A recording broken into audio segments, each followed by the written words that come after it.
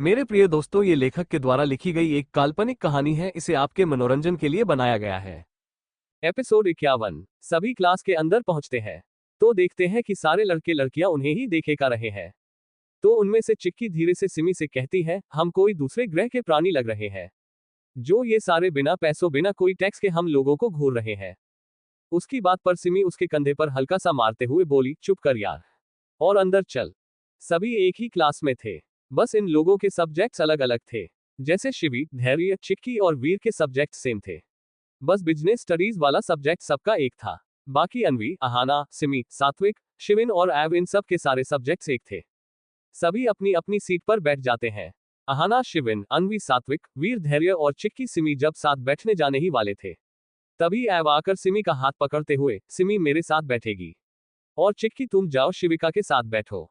सिमी का मुंह बुरी तरीके से बन जाता है और अपनी जलती हुई निगाहों से एव को देखती रहती है, पर एव को कोई फर्क नहीं पड़ता है। सिमी को खींचते हुए अपने साथ लास्ट सीट पर ले जाता है और वहीं दोनों बैठ जाते हैं। और इधर चिक्की सिमी की इस हालत पर हंसते हुए शिविका के साथ जाकर बैठ जाती है। तभी वहां एक और लड़की की एंट्री होती है, जिसने काफी हॉट कपड़े पहन रखे थे और वो कमाल की लग रही थी। हाई हील पहने हुए वो बहुत ही एलिगेंट स्टाइल में क्लास में एंट्री लेती है और वहां के सारे लोग उसे देखने लगते हैं, सिवाय एव को। वो अपने बुक में जैसे घुस गया था। वो लड़की सनम थी, जो एव और सिमी को साथ बैठा देख गुस्से में लाल हो चुकी थी, पर वो कुछ कह नहीं सकती थी। वो जाकर सीधे एव के वाले सीट पर बैठ जाती है। सिमी को उसका नेचर अजीब लगता है, पर वो उस पर ध्यान नहीं देती और बुक्स निकालने लगती है। तभी मिसेस स्मिथ उनके क्लास में आती है। पहला लेक्चर उनका ही था। वो सबसे हेलो करती है। सभी बड़े खुश होकर उन्हें गुड मॉर्निंग विश करते हैं, क्योंकि वो बहुत ही समझदार और सुलझी हुई औरत थी। सभी उनकी रिस्पेक्ट करते थे। मिसेस स्मिथ सभी से उनका परिचय लेने लगी। सभी बहुत ही अच्छे से अपना इंट्रोडक्शन दे रहे थे। अनवी, अहाना, सात्विक, शिविन, शिविका, धैर्य, वीर, सभी ने अपना परिचय दिया। फिर जब बारी आई सनम की, तो वो बहुत ही घमंड से बोली, आई एम सनम मित्तल और आई एम मॉडल ऑफ वाडवास क्लोथ्स इंडस्ट्री और ऑल्सो मित्तल इंडस्ट्री। उसकी इतनी लंबी चौड़ी इंट्रोडक्शन सुन सब उसे जैसे बेवकूफ की तरह देख रहे थे, क्योंकि वहां सब बड़ी फैमिली से बिलोंग करते थे, तो उसे ये सब बताने की जरूरत ही नहीं थी। पर फिर भी मिसेस स्मिथ स्माइल करते हुए उसे गुड बोलती है। फिर सिमी भी अपना परिचय देती है।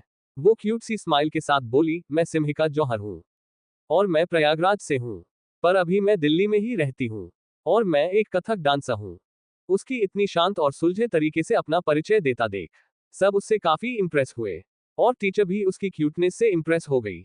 और फिर जब उन्होंने एव को कहा, तो एव ने बड़े रौबीले अंदाज में कहा, मुझे नहीं लगता कि नाम या अपना इंट्रोडक्शन देने में कुछ रखा है। हम यहाँ पढ़ने आते हैं, तो आई होप ये सब छोड़ हमें अपने स्टडी पे ध्यान देना चाहिए। एव की इतनी एरोगेंट आवाज को सुन उसके भाई बहन और सिमी ने लाचारी से अपनी गर्दन हिला दी। टीचर तो चुप ही हो गई और उसे घूरने लगी। फिर टीचर ने उस पर ध्यान नहीं दिया और क्लास स्टार्ट कर दी। करीब 25 मिनट के पहले लेक्चर के बाद बेल बजी और टीचर क्लास से बाहर चली गई। फिर सिमी एव की तरफ अजीब नजरों से घूरते हुए बोली, आपको नहीं लगता कि आप कुछ ज्यादा ही घमंडी है? अरे मैम, कितने अच्छे से पूछ रही थी, आपको जवाब दे देना चाहिए था। हाँ। एव जो बुक्स में घुसा था, वो सिमी का छोटा सा चेहरा अपने करीब करते हुए बोला, मैं तुम्हें तो जवाब देता हूँ ना अच्छे से, इतना काफी नहीं है तुम्हारे लिए, और तुम्हें पता है कि मैं किसी को जवाब देना या बात करना पसंद नहीं करता, इसलिए अब ये बच्चों जैसी बातें मत करना मुझसे। ये कहकर वो उसके चेहरे के करीब आने लगता है और सिमी घबराते हुए बोली, क्या कर रहे हैं आप? ये कॉलेज है, सब हमें देख रहे हैं, छोड़िए मुझे प्लीज। एव उसके फूले हुए गालों पर किस करते हुए बोला, अखंड वाधवा किसी से डरता नहीं है, और तुम मेरी हो तो मैं चाहे जो करूं तुम्हारे साथ। उसके किस करने से सिमी का फेस पूरा लाल हो जाता है और वो तुरंत दूसरी तरफ अपना फेस कर लेती है। सब उन्हें ही आंखें फाड़े देख रहे थे। धैर्य वीर से बोला, ये मेरे बिग ब्रदर कुछ ज्यादा ही आगे बढ़ गए हैं। ऐसा ना हो कि मैं कुछ ही दिन में चाचा बन जाऊं और मेरे क्यूट क्यूट से छोटे छोटे भतीजे भतीजी आकर मुझे चाचू चाचू बोले। उद्धरण चिन्ह। उसकी इतनी अजीब बातों को वहां उनसे आगे बैठे अनवी, सात्विक और शिविन अहाना भी सुन रहे थे, और वो सब धैर्य को एक डिस्गस्टिंग लुक देते हैं।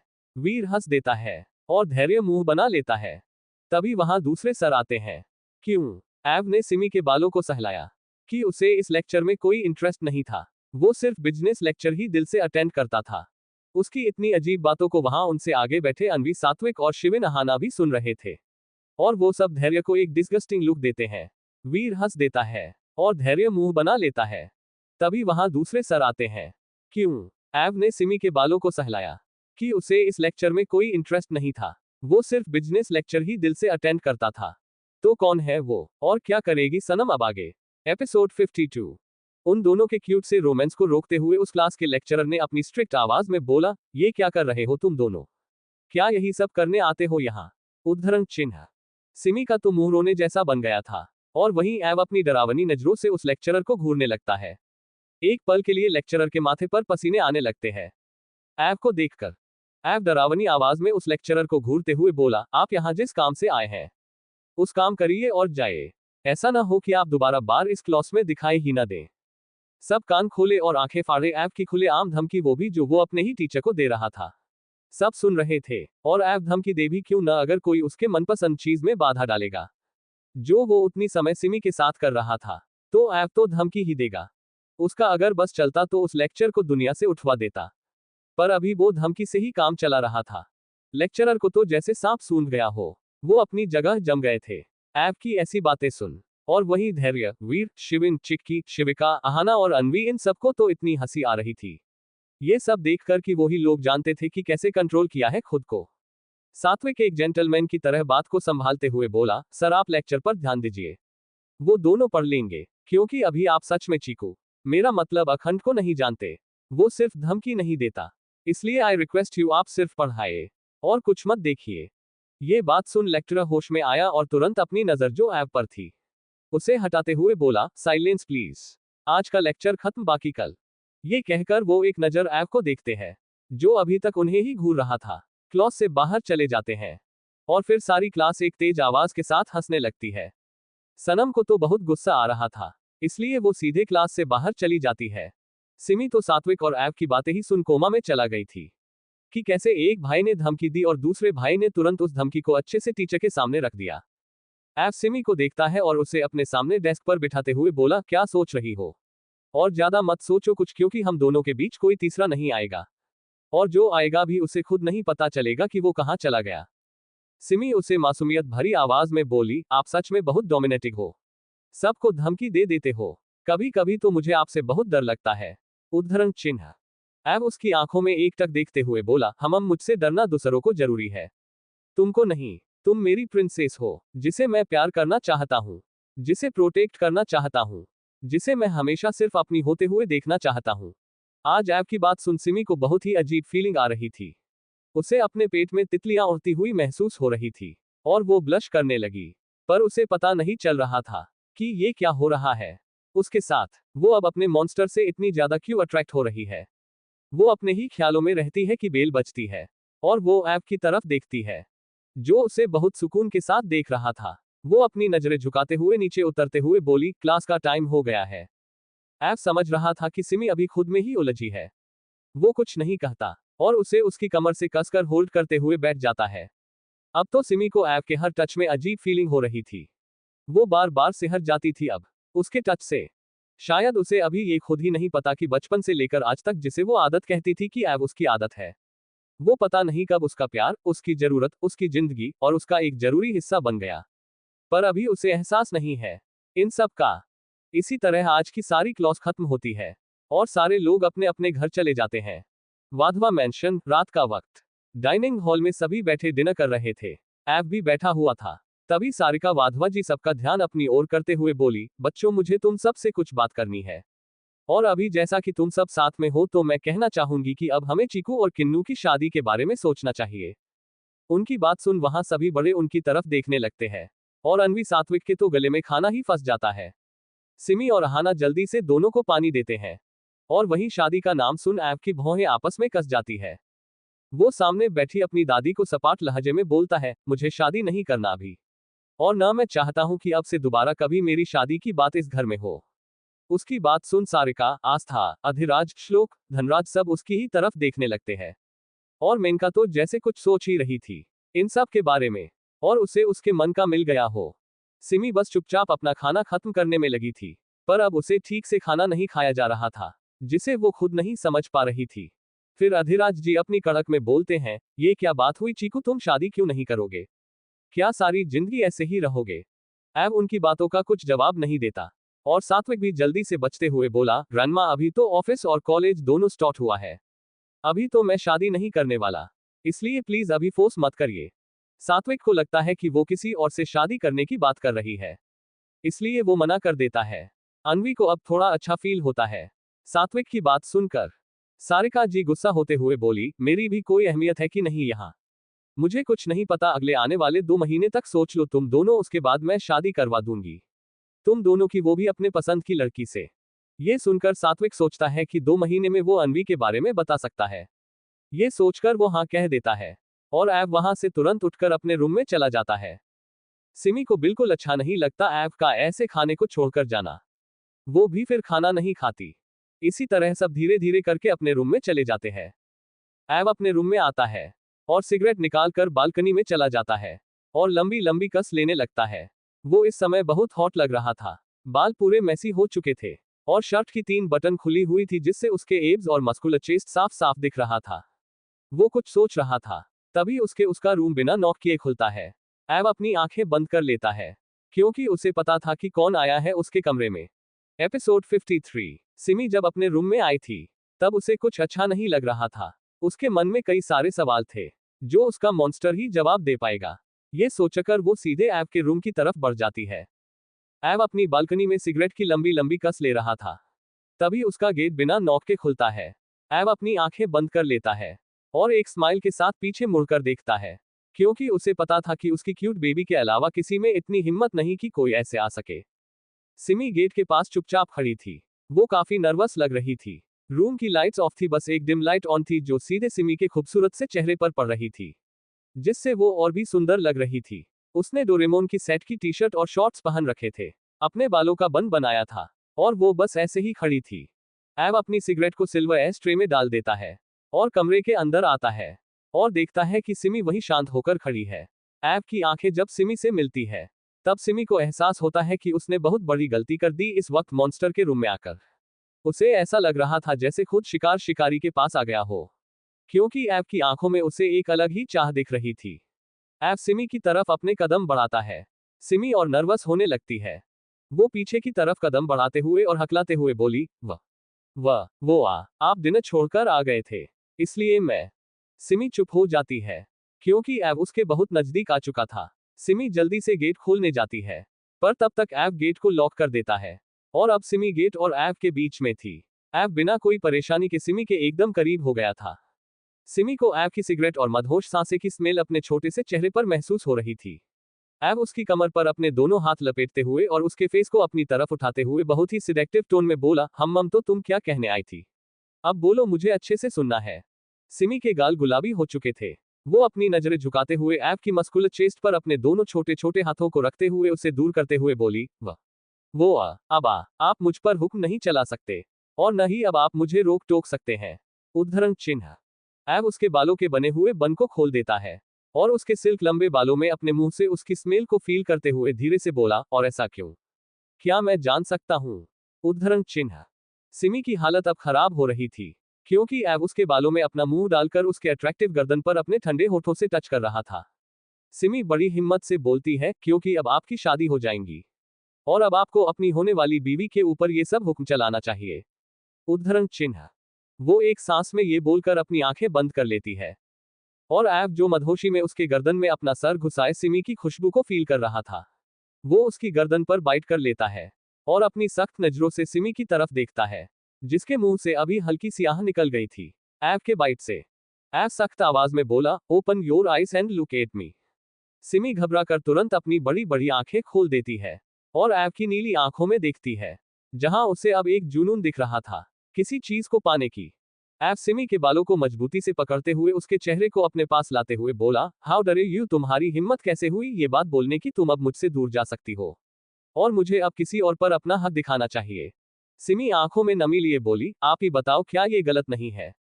आपकी शादी होगी तो क्या आप जब मुझ पे हक दिखाओगे तो आपकी वाइफ को बुरा नहीं लगेगा? ऐव को अब बहुत गुस्सा आ रहा था।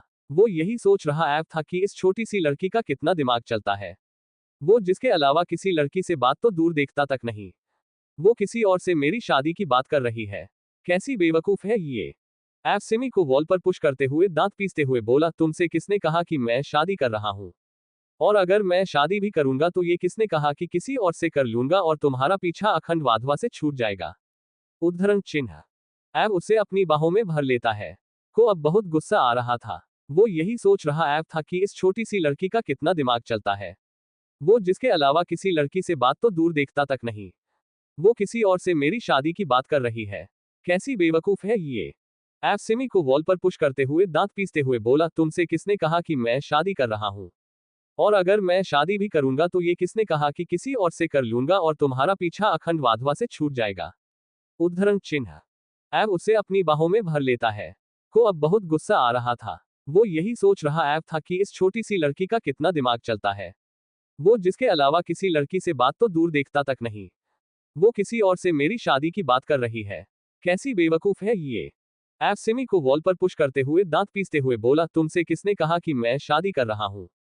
और अगर मैं शादी भी करूंगा तो ये किसने कहा कि किसी और से कर लूंगा और तुम्हारा पीछा अखंड वाधवा से छूट जाएगा। उद्धरण चिन्ह। ऐब उसे अपनी बाहों में भर लेता है। एपिसोड 54। ऐब अपने रूम से सीधे स्टडी रूम में जाता है, जहां सात्विक, शिविन और ऐब का पीए शुभम वहां बैठे इंतजार कर रहे थे। ऐब जब वहां पहुंचता है तो सब उसे अजीब नजरों से घूरने लगते हैं। ऐब जब सबको ऐसे खुद को घूरता पाता है तो अपने सख्त टोन में बोलता है, वॉट, ऐसे घूर क्यों रहे हो सब? शुभम जल्दी से सर नीचे कर लेता है, पर शिविन और सात्विक उसे अभी तक घूर रहे थे। सात्विक अपने फोन का कैमरा ऑन करके ऐब के सामने लाता है। ऐब कैमरे में खुद को देख थोड़ा अक्वर्ड फील करता है, क्योंकि ऐब के होठों पर सिमी के लिप ग्लास पूरा ऐसे लगा था जैसे उसी ने खुद लगाया हो, और ऐब के गर्दन पर नाखूनों के स्क्रैच के निशान साफ साफ दिख रहे थे। ऐब जल्दी से टिश्यू ढूंढने लगता है, तो शिविन हंसते हुए उसे टिश्यू देता है और बोलता है, ये ले, लगता है हम लोगों ने तेरे क्वालिटी टाइम में तुझे परेशान कर दिया। उद्धरण चिन्ह। ऐब शिविन को घूर कर देखता है और उसके हाथ से टिश्यू ले लेता है, और खुद को साफ कर अपने शर्ट के बटन भी बंद कर लेता है, और फिर जाकर अपने किंग साइज चेयर पर किसी प्रिंस की तरह बैठ जाता है। ऐब का चार्म ही ऐसा था जिससे वो खुद एक प्रिंस की तरह लगता था। फिर ऐब सीरियस टोन में बोलता है, इतनी रात को आने की कोई खास वजह? सात्विक सोफे पर बैठते हुए बोला, हाँ, मिस्टर बत्रा का कॉल आया था कल के कॉन्सर्ट के लिए, तो मैंने सोचा तू तो उठाएगा नहीं उनका कॉल, तो मैं ही तुझे इन्फॉर्म कर दूं। उद्धरण चिन्ह। फिर शिविन बोला, हाँ, और कल कॉलेज और ऑफिस दोनों के लिए ऑफ ले ले, क्योंकि तुझे एटलीस्ट कल तो फार्म हाउस जाना ही पड़ेगा। उद्धरण चिन्ह। ऐब कुछ सोचते हुए बोला, हम सही कह रहे हो, और एक बात, वहां की सिक्योरिटी सिस्टम की जिम्मेदारी तुम दोनों पर है, मेरी आइडेंटिटी रिवील नहीं होनी चाहिए। सात्विक हंसते हुए बोला, चीकू, हर बार तो तू करता है कॉन्सर्ट, अगर इस बार वो लोग तेरा फेस देख भी ले तो क्या हो गया? आखिर उन्हें भी तो पता चलना चाहिए कि उनका सुपरस्टार दिखता कैसे है, जिसके पीछे पूरी दुनिया दीवानी है। ऐब अपनी बातों पर जोर देते हुए सिर्फ 6 शब्द बोला, जैसा कह रहा हूं वैसा करो। उसके शब्द भले ही कम थे, पर उसके बोलने के रवैये से सबको उसकी बात अच्छे से समझ आ गई। शुभम डरते हुए बोला, सर, सिक्योरिटी सिस्टम का काम हम लोग देख लेंगे, और कल शाम में तालकटोरा स्टेडियम में आपका कॉन्सर्ट है। उद्धरण चिन्ह। ऐब बस हम कहता है, फिर उठते हुए बोला, कल हम सब फार्म हाउस चल रहे हैं, इसलिए जो लोग कॉलेज जाएंगे उनके पीछे गार्ड्स लगा देना। उद्धरण चिन्ह। ये कहकर वो बिना किसी की बात सुने स्टडी रूम से सीधे अपनी रूम की तरफ चला जाता है। शिविन उसे जाता देख सात्विक के कंधे पर हाथ रखते हुए बोला, यार, ये अपनी पहचान क्यों छुपा रहा है? सबसे इसकी फैन फॉलोइंग कितनी ज्यादा है, और अगर ये सबको बता दे कि ये है कौन, तब तो और मजा आ जाएगा। उद्धरण चिन्ह। सात्विक अपने कंधे से उसके हाथ को हटाते हुए बोला, चीकू को दिखावा पसंद नहीं, पर सिंगिंग उसका पैशन है, पर वो अपने आप को दिखाना नहीं चाहता। उद्धरण चिन्ह। शिविन फिर कुछ सोचते हुए बोला, वैसे यार, जहां तक मुझे पता है घर में कोई सिंगिंग नहीं करता, फिर ये इतना बड़ा सिंगर कैसे बन गया? उद्धरण चिन्ह। सात्विक इमोशनल होते हुए बोला, माँ की वजह से उन्हें सिंगिंग का बहुत शौक था, और चीकू भी बचपन में उन्हीं के साथ गाया करता था, और उनके जाने के बाद वो उनकी लास्ट विश थी चीकू से कि वो अपना सिंगिंग जारी रखे। शिविन उसके कंधे को थपथपाते हुए बोला, कोई बात नहीं यार, चल अब चलते हैं। उद्धरण चिन्ह। ये कहकर वो तीनों वहां से निकल जाते हैं। ऐब का रूम। ऐब अपने रूम में जाता है तो देखता है कि उसके बड़े से किंग साइज बेड पर एक छोटी सी क्यूट सी लड़की अपने आप को खुद में समेटे बहुत सुकून से सो रही थी। ऐब सीधे अपने बेड की तरफ जाता है और सिमी के बगल में लेट जाता है। फिर वो उसे अपने ऊपर किसी बंदर के बच्चे के जैसे लिटा लेता है, और उसके बालों को सहलाने लगता है। वो अपने मन में आज सिमी की कही हुई बातें सोच रहा था। फिर वो खुद से ही बोला, कभी नहीं, मैं तुमको खुद से दूर कभी नहीं जाने दूंगा। तुम मेरी सब कुछ बन गई हो अब अगर तुम खुद भी चाहो तो भी मैं तुमको खुद से दूर नहीं जाने दूंगा। ये कहकर वो सिमी को अपने ऊपर टाइट से पकड़ लेता है। सिमी भी ऐब के मस्कुलर चेस्ट में खुद की जगह बनाते हुए सुकून से सोई रहती है। ऐब भी उसके फूले हुए गालों को सहलाते सहलाते सो जाता है।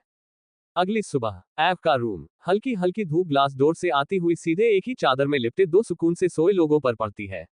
ऐब की जल्दी उठकर जिम करने की आदत थी, तो इसलिए वो उठता है, पर उसे खुद के ऊपर भारी सा फील होता है। तो जब वो देखता है उसकी क्यूट बेबी उसके गर्दन में अपना छोटा सा सर घुसाए और उसके चेस्ट पर अपने दोनों हाथों को लपेटे आराम से सो रही थी, वो उसका सर अपने गर्दन से निकालता है क्योंकि सिमी की गर्म सांसें उसे बहका रही थी, जो उसके गर्दन पर ही पड़ रही थी। वो सिमी को अपने बगल में लेटाता है और उसके फूल जैसे खिले सुंदर से चेहरे को देखता है।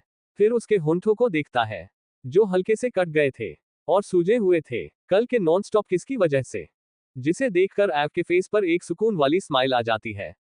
वो उसके छोटे से होंठों पर एक बेबी किस करके उठ जाता है और सीधे जिम चला जाता है। कुछ देर बाद सिमी भी कसमसाते हुए उठती है और खुद को ऐब के रूम में देख शॉक्ड हो जाती है।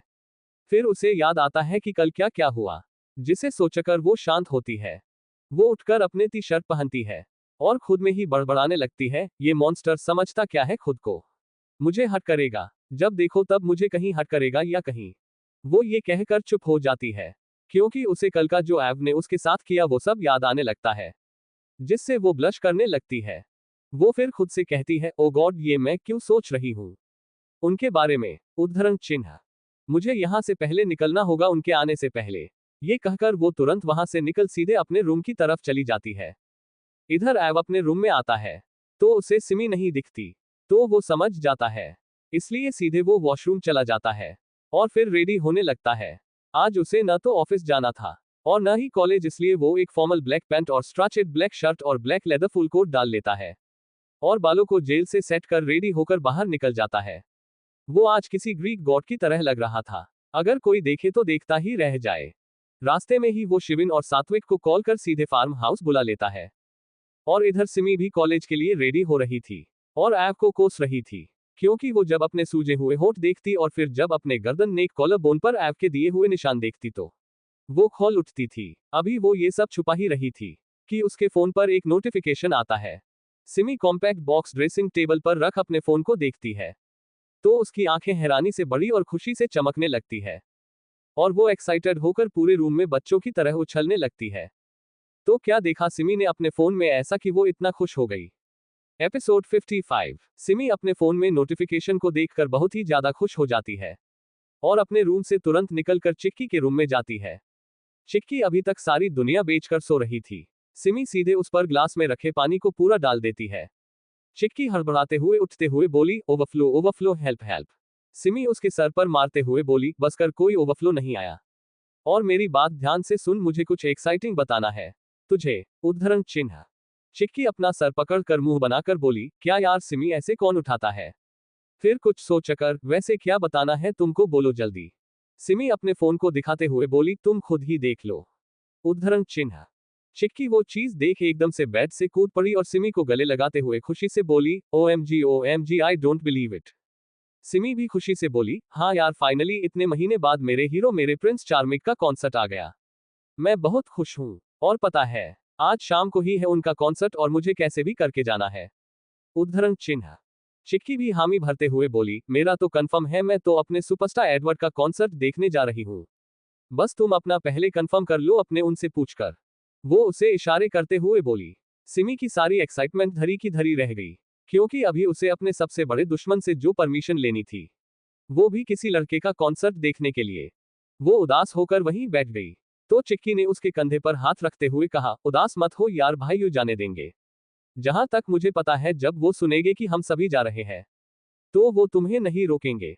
सिमी उसकी बात सुन अपनी चमकती स्माइल लिए बोली, तुम सच कह रही हो ना, क्योंकि तुम अपने भाई को अच्छे से जानती हो, वो मुझे कहीं नहीं आने जाने देते, बस अपने साथ ही ले जाते और आते हैं, उद्धरण चिन्ह। चिक्की उसे छेड़ते हुए बोली, जहां तक मुझे पता है भैयू को मेरी भाभी अच्छे से जानती है और उसका प्रूफ तुम्हारा हुलिया देखकर ही पता चल रहा है, उद्धरण चिन्ह। सिमी बुरी तरह चिढ़ जाती है और बेड से उठते हुए बोली, तुम ज्यादा मत बोला करो, ये सब उनकी गलती है, किसी भूखे मॉन्स्टर की तरह मुझ पर आ जाते हैं। मैं कैसे बचती हूँ उनसे ये मैं ही जानती हूँ। चिक्की सिमी के क्यूट से शिकायत पर जोर जोर से हंसने लगती है। फिर बोलती है, हाउ रोमांटिक, काश मुझे भी ऐसा कोई मिले। उद्धरण चिन्ह। सिमी उसे अजीब नजरों से घूरते हुए सीधे अपने रूम की तरफ बढ़ जाती है और चिक्की अपनी ही ख्यालों में गुम हो जाती है। उधर लूथरा विला में समीर शर्ट लेस होकर स्विमिंग कर रहा था। उसके six pack abs, muscular chest और परफेक्ट बॉडी शेप एक हॉट लुक उसे दे रहा था। वो स्विमिंग करके बाहर निकलता है। इस टाइम वो बहुत ही हॉट और फ्रेश लग रहा था। वो अपना बाथरोब पहनता है। तभी गीता जी वहां पूजा की थाली लिए आती है और उसके पीछे एक नौकर कुछ सामान लिए आता है। गीता जी एक अमीर औरत की तरह लग रही थी। वो आकर समीर से कहती है, बेटा मैं मंदिर जा रही हूँ, नाश्ता नौकर से लगवा दिया है, तुम करके ऑफिस चले जाना। समीर अपनी माँ की केयर को देखकर मुस्कुराते हुए बोला, ओके माँ, मैं कर लूंगा और आप मेरी इतनी चिंता मत किया करो। उद्धरण चिन्ह। गीता जी उसके गीले बालों में हाथ फेरते हुए बोली, एक तुम ही तो अब जिसकी मुझे चिंता करनी है, और जो मेरी। वो इतना कहकर चुप हो गई क्योंकि उनके आंखों में आंसू आ गए थे। समीर उन्हें शांत कराते हुए बोला, माँ आप परेशान मत होइए। जिन लोगों ने ये किया है उनकी लाइफ में मैं कदम रख चुका हूँ और वो लोग बहुत जल्द अपना सबसे कीमती चीज खोएंगे। गीता जी उसे डांटते हुए बोली, देखो तुम ऐसा वैसा कुछ नहीं करोगे समझे। मैं ये सब नहीं चाहती, जो हो गया सो हो गया। तुम अब आगे बढ़ो और शादी करो। शादी का नाम सुनते ही समीर के मन में अचानक से श्रुति का ख्याल आ जाता है। जब वो लड़कों को मार रही थी, ये सोचकर वो एक टेढ़ी स्माइल करता है और अपनी माँ की तरफ देखकर बस सर हिला देता है। गीता जी मंदिर की तरफ निकल जाती है और समीर विला के अंदर चला जाता है। University of business management. आज कॉलेज सिर्फ चिक्की, सिमी, धैर्य, अनवी, अहाना, वीर, शिविका ही आए थे। सिमी को आज थोड़ी सी खुशी थी कि आज वो खुलकर अपने कॉलेज डे को एंजॉय कर पाएगी। ऐप के न होते हुए सभी कॉलेज की तरफ बढ़ रहे होते हैं। तभी उन्हें चहल पहल और कई लोगों का आपस में बात करना सुनाई देता है। उनमें से एक लड़की दूसरे लड़की से बोल रही थी, यार तुझे पता है एडवर्ड का कॉन्सर्ट है आज। आज तो मैं बहुत अच्छे से रेडी होकर जाऊंगी उसके कॉन्सर्ट में। आखिर वो मेरा हीरो जो है, यार सच में आई लव हिम। तो दूसरी लड़की भी इतराते हुए बोली, तो क्या मैं भी तो सीधे अपनी डिजाइनर ड्रेस पहनकर जाऊंगी अपने प्रिंस के शो में। इसी तरह चारों तरफ सिर्फ एडवर्ड एडवर्ड का ही नाम गूंज रहा था। सिमी भी बहुत एक्साइटेड थी आज के लिए, बस उसे एक इंसान को मनाना था। तभी भीड़ में कोई लड़की फिर बोली, यार काश मेरा सुपरस्टार अपना फेस दिखा दे हम सबको, तब तो और ही ज्यादा अच्छा रहेगा। मैं तो कहीं मर ही न जाऊं उसके चार्मिंग फेस को देखकर। वैसे वो कितना गुड लुकिंग होगा ना। उद्धरण चिन्ह। दूसरी लड़की ने भी कहा, हाँ यार तूने उसकी स्टेज पर पर्सनैलिटी नहीं देखी क्या, कितना हॉट लगता है, काश उसकी गर्लफ्रेंड होती मैं। वो लोग सारी गोसाइप्स को अच्छे से सुन रहे थे। तभी शिविका बोली, वैसे आज हमारे सुपरस्टार के शो में सिमी तो पहले ही जाएंगी, आखिर उसकी इतनी बड़ी फैन जो ठहरी। सिमी बेमन से बोली, जाना तो है अपने प्रिंस चार्मिंग के कॉन्सर्ट में, पर पहले मुझे अपने मॉन्स्टर को मनाना होगा। लास्ट की लाइन उसने अपने मन में बोली। चिक्की, धैर्य, अनवी, अहाना उसके हालत को समझ रहे थे। धैर्य उसे चिल करते हुए बोला, बी नॉर्मल क्यूटी, हम सब पक्का चलेंगे एडवर्ड के कॉन्सर्ट में। ऑक। सिमी क्यूट सी स्माइल करते हुए बोली, ऑक आई ट्रस्ट यू। तभी शिवी बीच में ही सिमी की बात काटते हुए बोली, नहीं नहीं बिल्कुल नहीं सिमी, इस बंदर पर ट्रस्ट मत करना वरना अगली बार की तरह फिर फंसोगी। और ये बंदर खुद फंसता है, साथ में हमें भी फंसाता है, इसलिए तुम डायरेक्ट बात कर लो चीकू भाई से। उसके ये कहने पर सब वहां जोर जोर से हंसने लगते हैं। तो धैर्य बुरी तरह चिढ़ते हुए बोला, यू बंदरिया तुम ज्यादा अपना मुंह मत चलाया करो, और अगली बार थोड़ी सी गलती हुई थी बस, और कुछ नहीं समझी। उन दोनों की लड़ाई शुरू होता देख अहाना जल्दी से बीच में आते हुए बोली, औक औक बस अभी क्लास में चलो, पुरानी बातों का पुराण बाद में पढ़ लेना तुम दोनों। धैर्य मुंह बनाते हुए क्लास में चला जाता है और शिवी भी उसे दांत दिखाते हुए अंदर चली जाती है और उसके पीछे सब क्लास में चले जाते हैं। इसी तरह आज की सारी क्लास खत्म हो जाती है।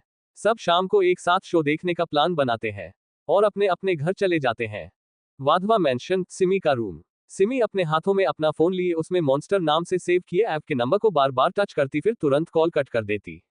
उसने अब तक 10 बार ऐसा कर दिया था, पर अभी तक उसमें कॉल लगाने की हिम्मत नहीं आई थी। सिमी एक गहरी सांस लेती है और अपने आप को अपने प्रिंस चार्मिंग का कॉन्सर्ट देखने के लिए मोटिवेट करती है और कॉल लगा देती है। उधर फार्म हाउस में ऐब अपने स्टूडियो रूम में अभी अभी प्रैक्टिस करके पानी पी रहा था।